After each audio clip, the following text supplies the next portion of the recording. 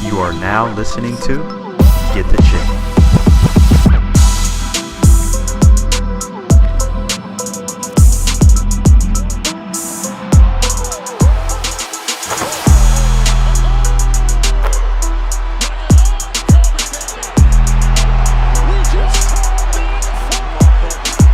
Before we get into today's video, remember to hit that like button and subscribe to Get the Chip for new sports content every week.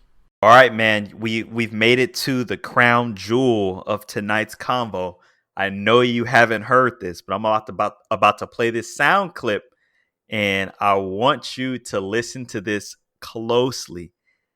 Somebody is on here talking real spicy, and this is gonna have to be addressed when opening night comes. All right, are you ready? Let's do it.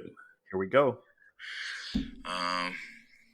We'll see what happens. I won't be changing my number or doing anything like that, trying to recreate my career. It's just, let's just play basketball and continue to try to, achieve greatness. Ooh, Steph Curry on the record in his interview today, straight said they were asking him about how long he'll play in the league. This man said, well, I don't know yet, but I know I won't be changing my number, trying to recreate my career. I'm just going to stay here and try to reach greatness. So what players do we know that have changed their numbers when they change teams? I mean, it's been a lot of them, but as far as marquee players, I'm going to start with, but it was kind of different. But Jordan, of course, that wasn't Jordan, he was over the hill. So I'm going to start with Kobe, man. That's where it starts for me, going from 8 to 24. Same team, but he was essentially trying to start a new chapter. And then, of course, LeBron has done it and some others. But, yeah, I don't know who that was for. And then I saw Russ. I think Russ is number 4, I think, now. With Russ, LeBron, Kobe, but I think who that might be directed at, which I can't believe. Don't say KD. It's KD. KD changed his number. Seriously? Yeah, he number 7 now. He went from 35 to 7. So Steph over here talking spicy. Hey, man.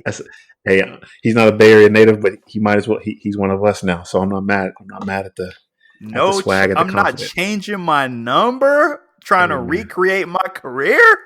Hey, man. I couldn't believe it. Man. You should have saw me. I had to press pause and rewind it and listen to it again. Yeah, I said, "Wow." Crazy. Steph talking crazy. He probably not. But you know what I've been saying to you forever about KD. KD has no filter. I don't even think it registers some of the stuff that KD says, how he sounds sometimes. So I think Steph has grown tired of it, and he's just like, all right, you gonna be candid, I'm gonna be candid. That's what I think it is. I don't even think it's personal.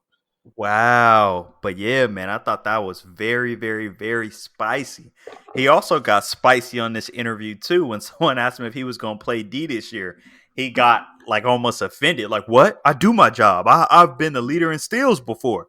Like yeah, man, I feel like Steph is at a point where he might be tired of the talking and tired of the doubters. And I think he might come out trying to make a statement, but we're going to have to keep our eyes on that narrative, man, of what he just said in those comments.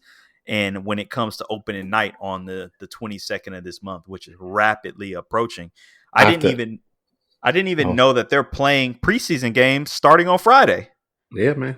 Yeah, a few days away. It's time. Yep. So you being both a Steph and a Warriors fan, hearing Steph talk like this, how does this influence your interest in the upcoming season? We'll see, man. But I'm most interested in Brooklyn, man. I'm like I've said before on here, when KD was in the Bay, I just developed appreciation for his game, what he does. So just having him out of the league for all of last year, I can't wait for him to get back on a court and see what they look like in Brooklyn. But I think the Warriors are going to be decent.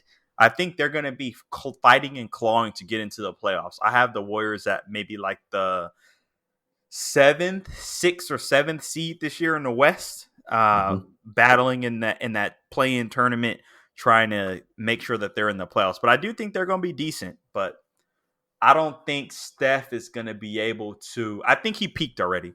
I think Yeah. that last MVP season he had is as good as we're going to get from him. Yeah, he's more mature in the league. He's seen more. He's worked on his body. He gotten bigger, gotten stronger. But I just think he's not going to be able to go back to those performances where he's dropping 40 pieces on people every night, shooting from half court at like a high clip, dancing on people and all that stuff. I just don't think. I think he's outgrown that. Even for people like us who play pickup basketball, when you're at a certain age, when you're young, there's certain things that you do with just like a freeness that you just can't do when you're a little older. Yeah, you might be better, but just certain explosions, certain things that you can do, just hit 8 threes in a row and stuff like that. Like it just doesn't happen as freely when you're older. And I think that's just where he's at. I was having this discussion with Mike, Mike, my boy from Marin. We were talking, and he thinks Steph's going to have a big breakout season. But I was telling him, like, nah, man, I think he peaked. I think he's going to be good. Like, don't get me wrong. I still think he's the premier point guard in the league, like either the best in the top 2 point guards in the league. But I just think that his best years, he's already had them. Really, that's interesting. Yeah, I'm kind of siding. I'm not even a Steph fan or anything like that. I don't. He's the best shooter I've ever. I think best shooter ever. I'll just say that. But I think that, agree. Like I had to look it up while you're talking. Steph is 32, and if he's all healed up, I don't know, man. You've never heard me like super, except when he was like a rookie and coming in the NBA. Like I couldn't believe it, his skill and the way he moved on the court at his size and all that. But I think at 32, to your point, but on the opposite end of the spectrum, the game slows down and it gets easier in a lot of ways. You know what I mean? Even though you don't have that youthful athleticism and even the mindset, like you were saying earlier, that kind of goes away. Something happens, man. This early 30s. He's 32. Think of hoop at 32. Like, and then, I don't know, man. And like how much smarter you are, early 30s versus 20s. When you have all those things. So I don't know, bro.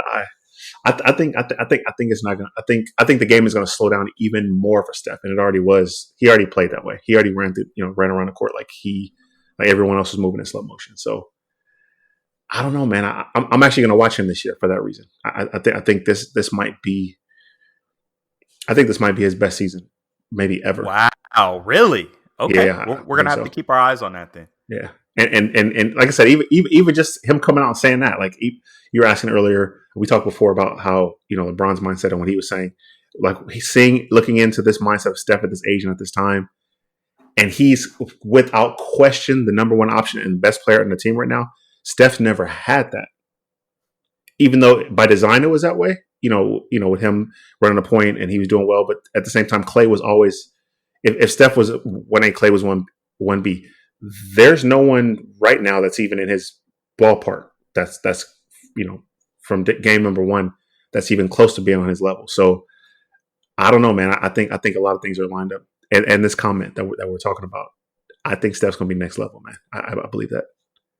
I'm gonna call it now, and I'm gonna say he's going to get at least 11 50-point games this year. 11. Wow. 11. Okay, we're gonna have to write that down. Yeah, I'm gonna call it 11. Wow. All right, there you have it. Get the chip, man. We talked about a lot of things tonight, and thanks for watching Get the Chip on YouTube. For full episodes, visit our website, getthechip.com.